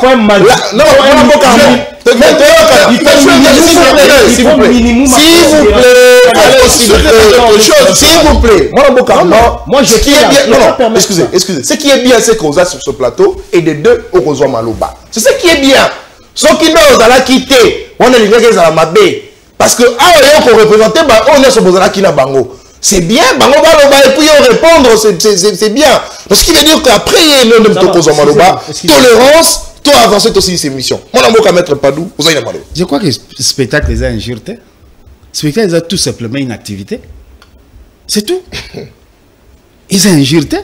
Mais parce que ça les dérange, pour les logo basala qui lobby. Au moins là, on est d'accord. Pour les logo basala lobby, nous, il y a problème mais il y a kota la bilongi na binote. Il y a problème mais il y a communication au bossali. Bossali en pour le peuple congolais. Parce que ce que la communication il y a bino union sacrée, vous avez des couloirs, vous avez des passerelles pour nous passer message, il y a union sacrée. Vous ne pouvez pas nous interdire de lire les choses et de vous dire que et nous qu'on a et kokaki ko sale makuna te. Pourquoi ça, il y a une organisation politique nabino. C'est aussi simple que ça. Alors, moi, dans ma qualité, normalement, ce dossier commis déjà dans la justice. J'ai devoir de retenue par rapport à serment. Alors, ce qui fait que le problème de la justice, c'est le respect des textes. Très bien. C'est-à-dire que même mais parce que non, qui n'est que bien dans le temps il y a au Sénat, comment on appelle ça? Il y a professeur Bati Lukwebo parce que bah nata obenga kamera Bati Lukwebo professeur. So comme pas caméra benga caméra. Il y a pas un docteur. Oh. Allez, on avance. Non, je rigole en fait. Moi pas justifier ça, pas rater. Ouais. Alors justifier. En attendant, le président Bati, président du Sénat à l'époque, avait réuni le bureau, ils ont pris la décision. Qu'est-ce qui empêchait à ce qu'on saisisse aussi le bureau actuel et l'Assemblée nationale par rapport à la militaire? Donc, cours à saisir le bureau, officiellement. C'est ce que nous constatons. C'est ce que nous constatons. Et lorsque par motion, Ndeko Matata, hein, honorable Matata, a présenté fait devant ma collègue Naï. C'est comme ça que le président dit, mais comme ils ont ça il a biso mukanda comme ça, plénière va décider, va baisser la justice. Je crois que c'est pas aussi si mauvais que ça. Bon, je crois que la tolérance. Tolérance. Tolérance. Allez, Banamboka, tolérance. Non, tolérance.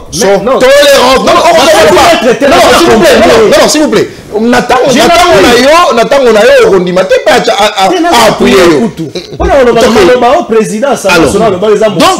donc, aujourd'hui, ceux qui basala qui ont alors le président Kamer a raison de réclamer comme président institution que non, bah comme ça, plénière va décider. Non, plénière les publics était, l'année on a plénière de Golangai. C'est ça. Le reste, ça ne me concerne plus parce qu'il me semble que l'affaire a été prise en délibéré. La minute, la Cour se retire pour avoir une décision à Bango final. Je crois que par devoir, respect, pour biso tout ça mibe quoi. Pas Bango de tout ça gâté. Alors, je voudrais quand même épingler quelque chose sur problème et insécurité dans Boka. Ça se qualifie en termes simples. Absence de l'autorité de l'État. Dans les copies, on a les lois, parce que quand il prend parole, il vous dit avec j'aime cette honnêteté, que pouvoir oyo et coquille sous ça, à ta soto bagissé bango 20 ans. Bon, ça c'est le. On a les combien? Je suis en train d'aller accompagner ministre de l'Intérieur. Et puis il ne faut pas épargner l'Assemblée de cette histoire. L'Assemblée nationale comme l'Assemblée provinciale, baza ba responsable pourquoi? Faute par omission. Ils doivent interpeller. Baza pour la biso coller la population. On a regardé, ministre intérieur provincial, on a braqué à Lemba. Qu'est-ce qui s'est fait? Et là on braque, c'est non le associat.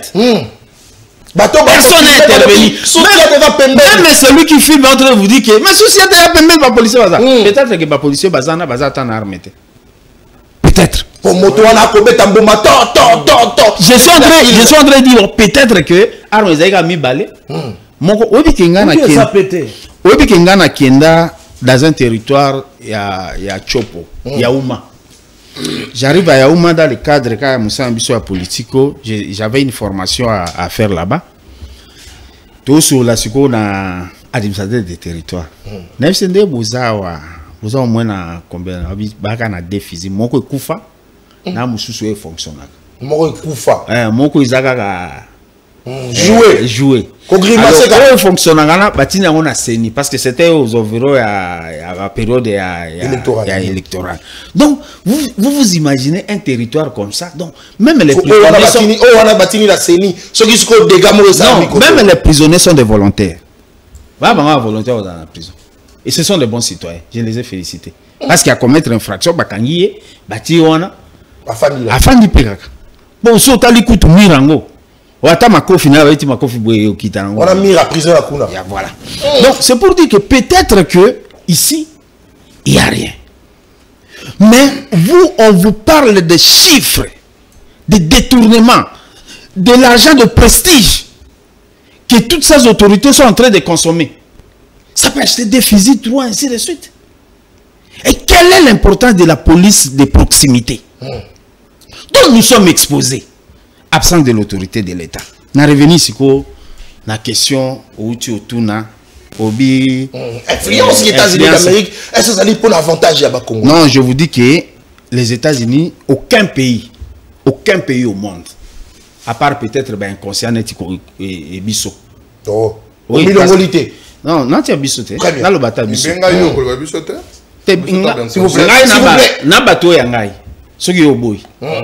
Voilà. Je voudrais faire voir cet élément pour dire quoi? Dans les relations entre États, il n'y a pas d'État d'âme. Il n'y a que des intérêts. Donc l'Amérique ne vient pas pour vos intérêts. Il vient pour ses intérêts. Il voit ce qui est là. Qu'est-ce que nous gagnons ici dessus? Nous nous accordons. Nous, on n'a qu'une seule voie. On ne va jamais parce que la proposition de l'ECC et de la CENCO est la meilleure des propositions qu'on peut présenter. Un cadre de rencontre, une rencontre entre Congolais est mieux que tous les accords avec des États étrangers. Rencontre parce que l'agresseur, pour côté panayo, il faut avoir couloir et pas un moutoise et panayo. Mais soit côté qu'ils a fermé.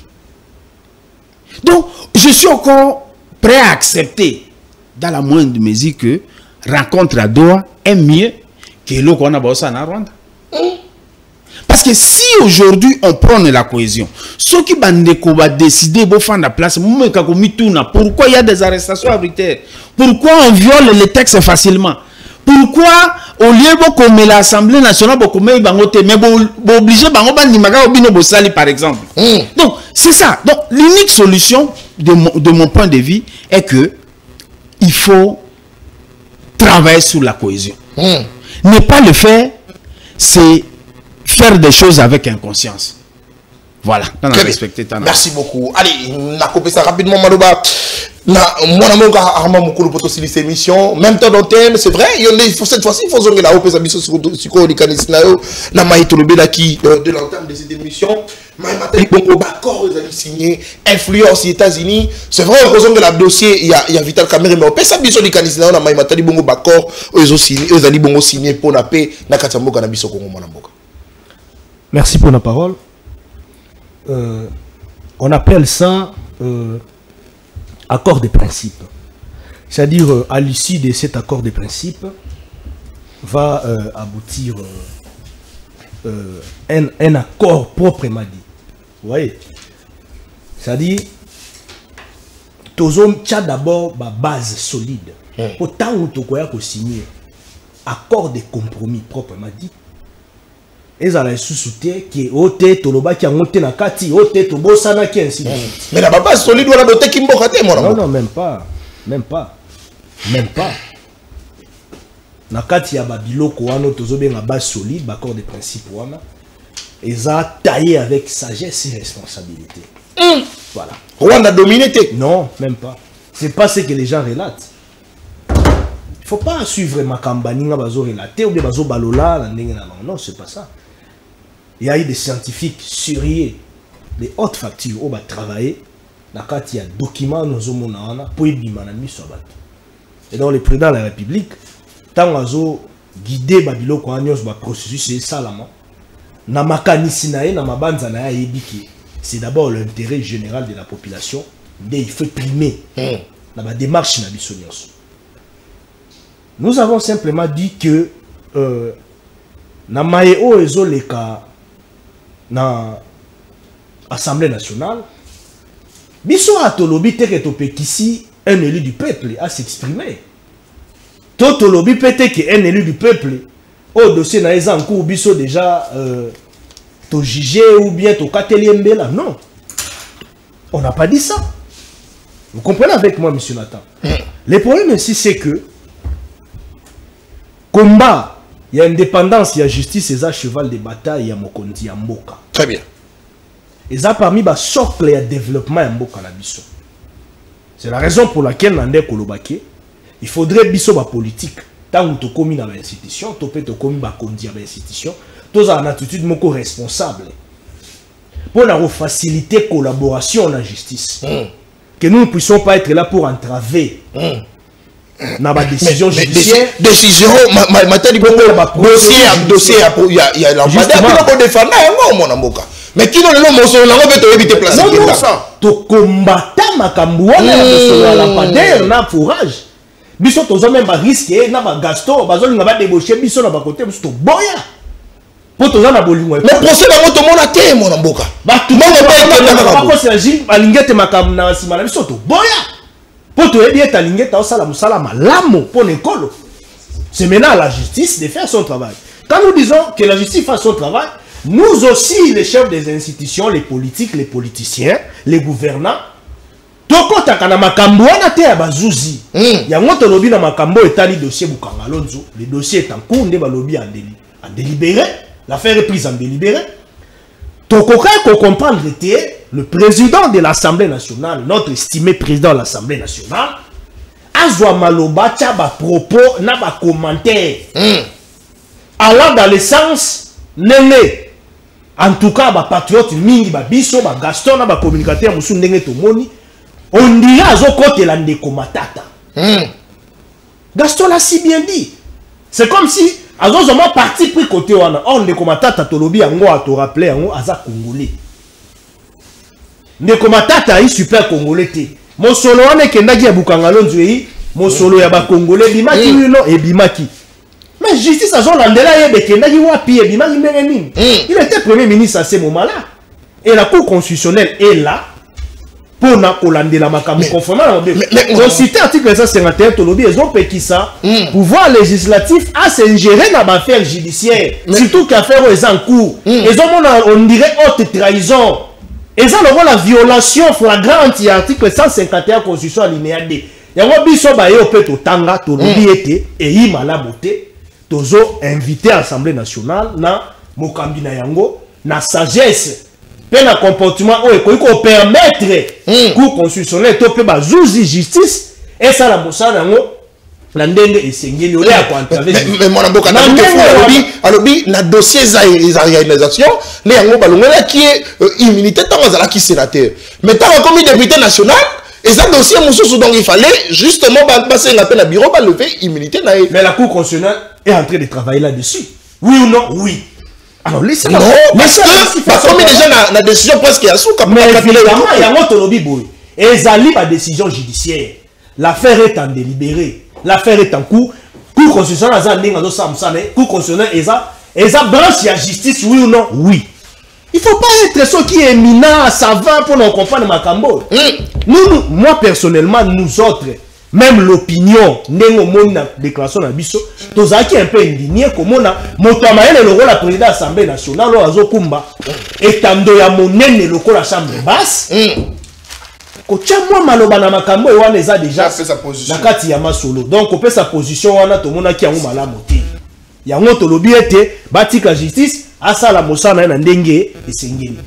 Ko landisa mana mayo professeur Bat ndenge ndeko Gaston apesi exemple na ndeko na biso maître Pado apesi exemple à l'époque. Il avait joué à cette sagesse. Il a laissé l'indépendance de la justice.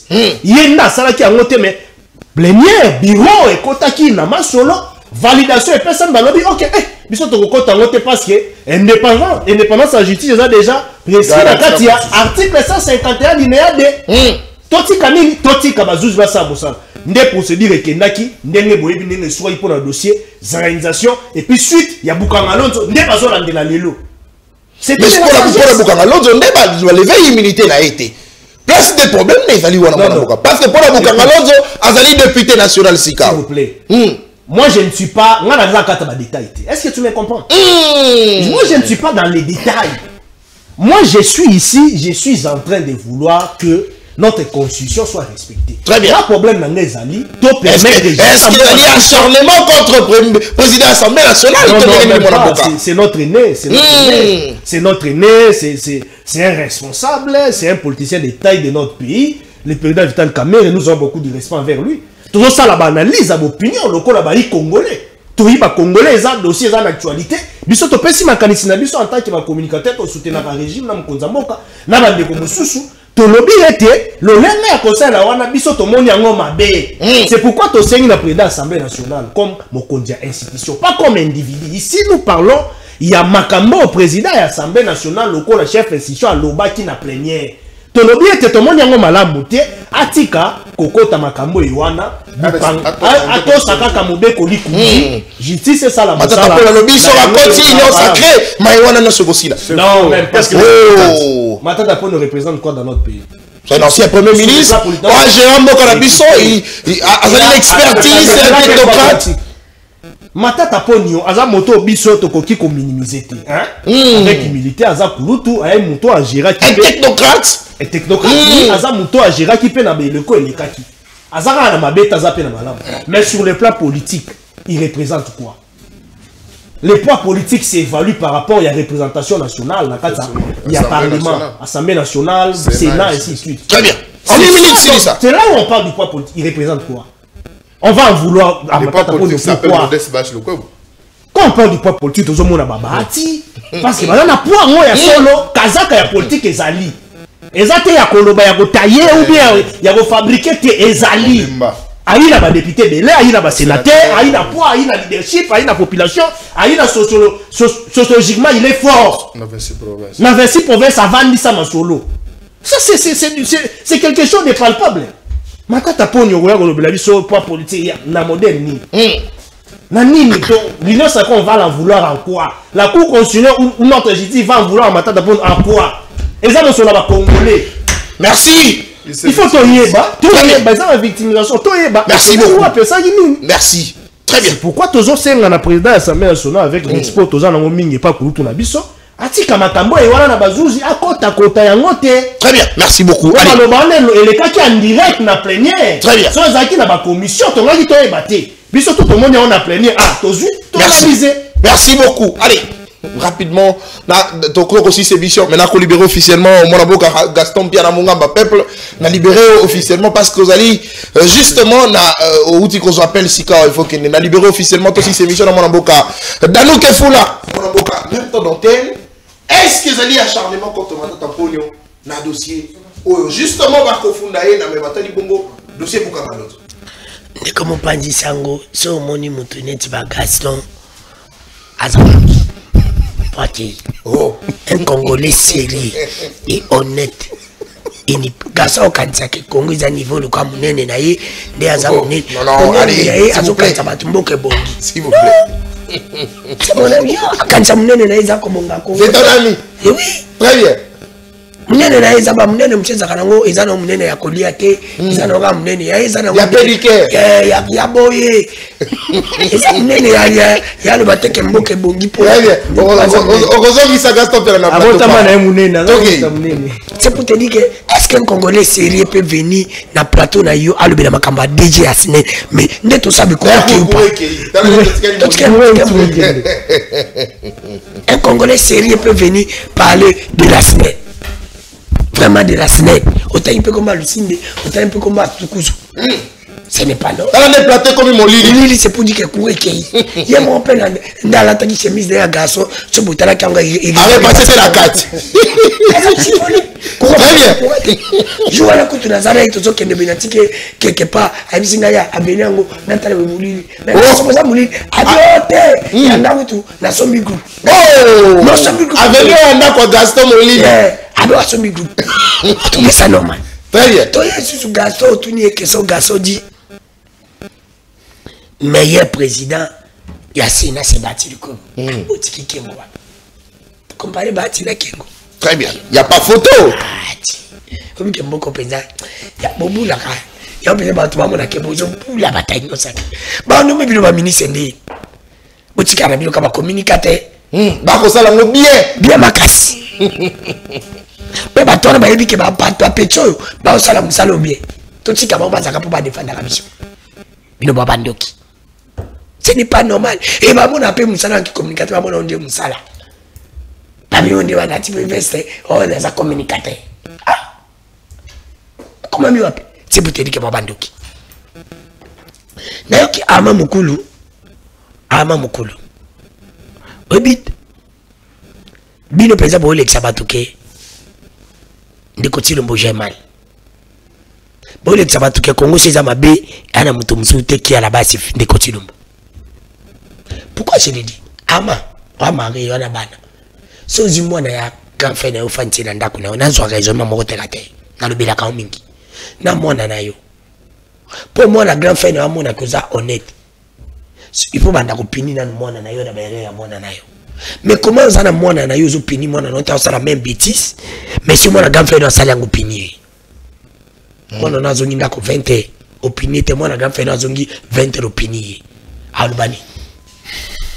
Mais pourquoi vous voulez prendre mbongo oyo ibama kana poko ya demo kabila ibama ne poka ndiko tilo botanzelu kwa sala lisumute ibama ne poka demo bolimbo landirango maintenant que na régime qui Tshisekedi toi na mbongo ya ram izap mbonga tibijelu izap mbonga sanju izap mbonga zela kalamba mbuji izap mbonga lampadaire izap mbonga forage izap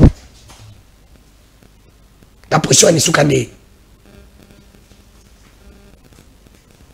suka ndele nini mais pourquoi vous banda ba poste oya kala honnête pour banda no ya bino pour peuple amona que vous honnête fallait vous banda na ba poste na bino parce que mutu nyos le la poste vous ba matata mpoyo mutasali ba enquête ça IGF que nous félicitons c'est même IGF passer ba dossier ya la padé non. Donc, la même IGF, justement, ça dit enquête pour le dossier Batata, car même ça dit dossier lampadaire. Par résultat, mon corps, que les tournements allaient. Il y a Matata, il y a Colandela. Mais il y a Colandela. Et ça pourquoi vous l'exhibition du jour, comment il y a le que vous m'avez pas d'engager dans le bakango, au journée, c'est un malade dans le bakangi. Nation ma besa dans le bakama besa. Matata n'a qu'au côté là été. Mais vous permettez de côté la Matata. Vous permettez de côté la Kabila. Ce n'est pas normal. Quand il y a une mission non, et ça les déco. Kamere n'a pas, vous a pas dit que Aboy Kolongola est militant Matata non. Kamere Kolongola est un intellectuel peut prendre des décisions, salir les produits. Mais nous sommes pas président, ça peut pas protéger pour ma député d'Haïti. Là tu ne sais pas. Il doit protéger aussi ses députés. Mais il faut batanga, non? Moi je believe. À 5 ans, il batanga. Ceux qui battent, batanga, qui Kamere ne batanga. Oh, mais ce n'est pas Kamere qui a décidé, c'est la plénière et la plénière elle est souveraine. Oh, c'est comme si moi je ne pour ma Kamere ne tout. Non? Bah député, Kamere a kotanga bureau batangi, après, attends la plénière. Bon, c'est la première dit ça va, bah qui n'a pas la plénière, bah boy. Oh, c'est comme si nous faisons beaucoup de acharnement contre Kamere nana. Non. Est-ce que le président a respecté aussi la constitution quand le baba est militaire dans le état de bisoté ton kangabilon de Bolivie. C'est à lui aussi il a le droit de le dire. Est-ce qu'il a respecté la constitution? Il a respecté la constitution. Pourquoi vous avez attaqué l'Haïti? Oh, c'est la même cette cour là. Oh, il y a des le bail que non. Basali compétence que j'ai maintenant pour non. Comme compétent, il faut bien savoir avec le juge Dieudonné Kamouleta. Il faut bien savoir Kamouleta, ça là qu'elle est wap. Tala Kamouleta, ça là qu'elle est un article boyé. Il y a un objet de voir article d'être juge. C'est la même cette Dieudonné Kalouba. Kalouba. Oui, Kalouba. Oh, ça c'est quoi Dieudonné Kamouleta? Oh, les cas qui Dieudonné Kalouba. Très bien. Oh, et ça l'ini, n'a pas qui anza. Et ça l'ini kaka. Il y a pas que fou là. Il y a pas que fou là. Il y a plus kabaka. Il y a pas que fou là. Nabaka nabati. Il y a pas que fou là. Ah, on m'a dit quoi? Il doit avancer. Il y a on a jamais sorti, je sais pas. Ma mère peut être là, mais mon père peut être de l'autre côté. Je vais se battre pour avoir le bagage. Mais oui. Mais ça peut être un peu de moi. Oh, je ne peux pas. Moi, il y a mon ça peut te dire que ce n'est pas normal. Dès qu'on a eu, tout raisonné. Ce n'est pas normal. C'est la même cour. Oh, il y a un problème, il y a l'élection 2018. Oh, tata me conduit le pour la dernière saf. Avec un terrain matériel, non? Oh, bah créer plusieurs chambres pour traiter ma dossier. Il y a pas député. C'est cette cour aussi dans le dossier entre Séverine Moliba et l'IACP. Il y a un gobilana à MLC. C'était quoi 4 pays de ce représente un problème. Pourquoi bateau bandit qu'on l'exaque basé un acharnement contre Ngobila na nani Kamere? Parce que de l'autre on a le but dans un procès dans un appel de presse Ngobila pour le dossier il y a Zalo. Nayo kibeli. Alobi gouvernement amboka na biso ebimisi mbongo te pour la kotonga Zalo. Alobi gouvernement ebimisi atalomé ate. Atiki 35 batonga Zalo la mbongo ya vie. Ya vie alobi atiki 35 millions. Le gouverneur a boumé l'ingaki et Zanda Mambongo. Alors que condition qui pour la cause Mbongo, il faut pas fongo la zone. Lui, France, il a tout mis à Moutuna. À lobby, Mimikande Zali, bon, qu'il ne peut faire la banque. Contre Zala qui respecte. C'est quoi? Acharnement, il y a IDPS. Contre Ngobila. Il y a acharnement, il y a IDPS. Contre Kamere. Faut le dire. Faut le dire. Bah tu as eu des personnes bazana ba incompétent. Eye bani e monani. Tangelanga na luba kabata ide pes. Tangelanga ide pe ki seke na yemu tabima pezana na nzela ya ide pes. O ya sali musala malam. Banda ki seke na lubu tangelanga ta mi balé.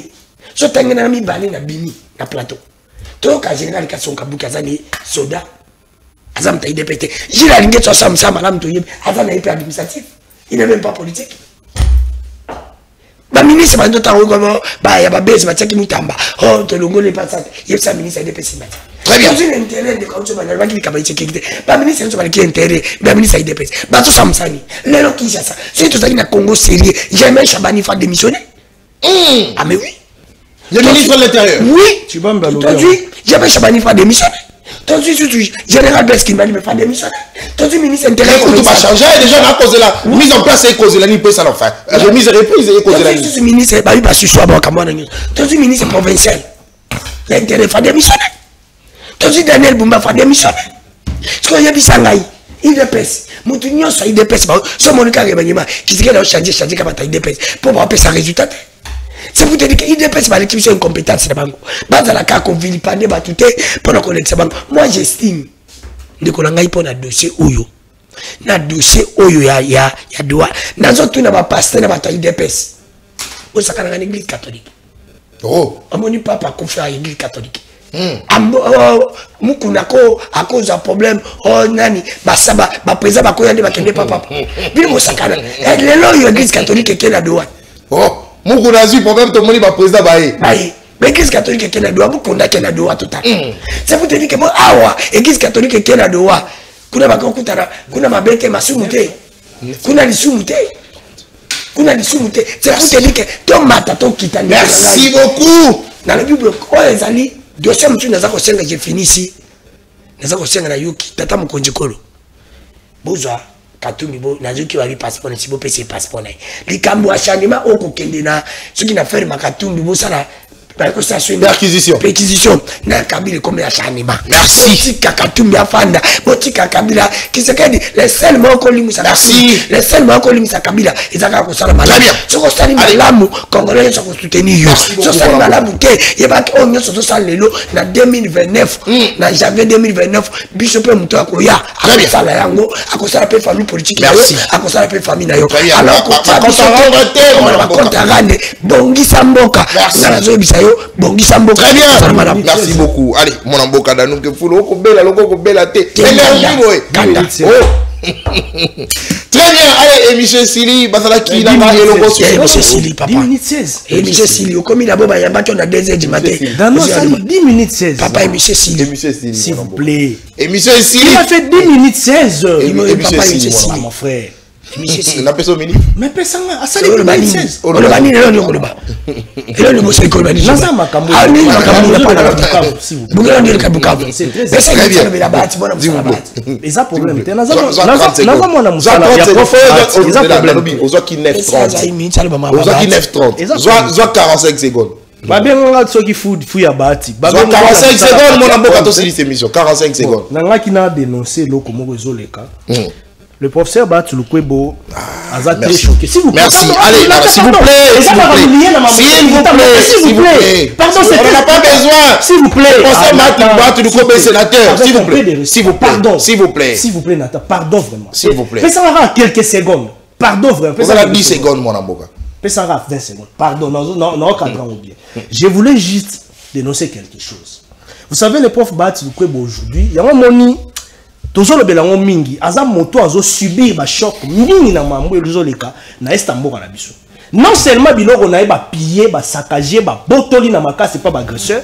Il y a un monsieur certain Apollinaire Bulundi, oh lelo aza na délégation ba élément ya AFC na M23 na avenue Hippodrome. Oh yo baza na objectif. Il y a kosala ba démesurage ya parcelle ya prof Lukwebo eza situé. Na esika merci il y a nous ça c'est la communication s'il vous plaît parce que nous les amis battu le quoi depuis 25 ans passé somba moye moko s'il vous plaît ça n'intéresse pas les Congolais non ça intéresse les Congolais pour que service s'il vous plaît moi c'est saisi na likamwana baye baye s'il vous plaît agressé ba ni ba boto la lupo na moi la mboka s'il vous plaît pour dénoncer ça, il faut payer pour ça. Non, mais encore une fois, s'il vous plaît. Ça ne concerne en rien le peuple congolais. c'est une affaire privée à Bahati Lukobo. Il doit payer pour ça. Non, c'est pas ça. Il doit payer pour ça. Monsieur Bahati, vous payez pour ça pour que ça puisse parce qu'il résiste face aux agresseurs. Non, s'il vous plaît, il résistait en quoi, mon amboka? Mais oui, oh là là, s'il vous plaît. Merci parce que vous allez qui est belle pour la colonne d'Abisso de partout à travers la République. Émission libre de mon colonne le ici, mais Nazali na constat moko. Nazali kosa la constat moko. Avant, rebelle a occupé le territoire en Boka Nabiso Congo. Parce que ce constat n'a kosa lango parce que Kalate bana classe, bana oyabiso, bana ya Dekodanu, bana ya mona mboka maître John Padou, bana ya mona mboka Ahama Mukulu, bakosa la examen d'état Kalate. Avant que est la mboka Nabiso ils a occupé, pendant que le territoire Nabiso nyonso ils ont qui malamu mingi entre le maître des autorités à mboka Nabiso ba ko gérer. Les examens d'état avaient coûté la caisse à l'état 5 millions avant 5 millions. Pendant ce temps, mon ambokande Willy Bakonga Bandegi qui ministre à EPST. Les examens d'état avaient coûté 5 millions. Mais je me demande, je me pose la question. Non, s'il vous plaît. Et là, qu'ils ont été Willy Bakonga. Je parle d'un constat. S'il vous plaît. S'il vous plaît. S'il vous plaît, Ndeko. S'il vous plaît. Non, émission Silité, Ndeko. C'est le meilleur ministre. S'il vous plaît. Oui, Willy Bakonga est meilleur. Oh, mon amboka. Vous allez dans le bâti. Non, moi je ne vote pas Willy Bakonga, s'il vous plaît. Moi je suis parti d'un constat. Moi, Cannabis au Congo, avant que Mboka ait agressé tous les territoires dans les ex-États avaient coûté 5 millions à caisse à l'État. Je parle de ces constats. Mais pourquoi? Même dans le moment Covid. Moi je ne vote pas les ministres. Oh, laissez-moi faire ces constats, s'il vous plaît. C'est pour l'intérêt de la République. Je parle de ces constats. Parce que c'est très important. Moi, quand je suis allé à Posa Mosolo, il y a pas Congolais bas Mosolo, bâti en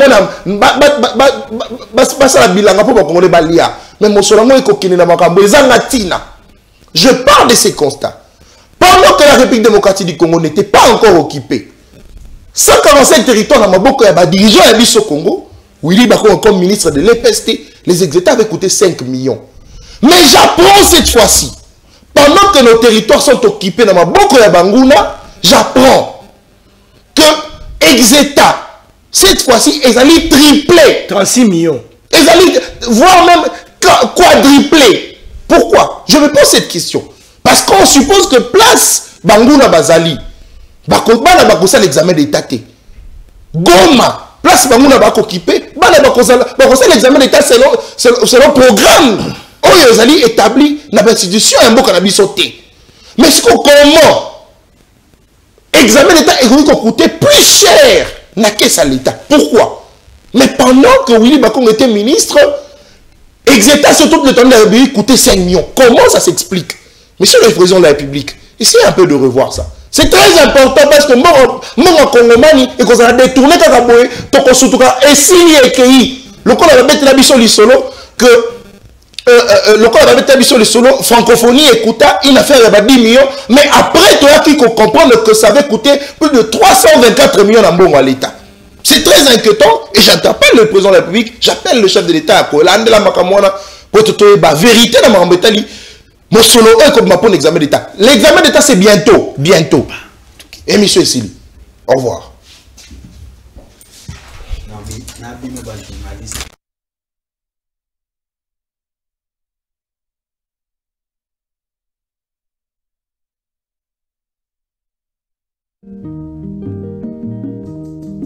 Très bien, allez,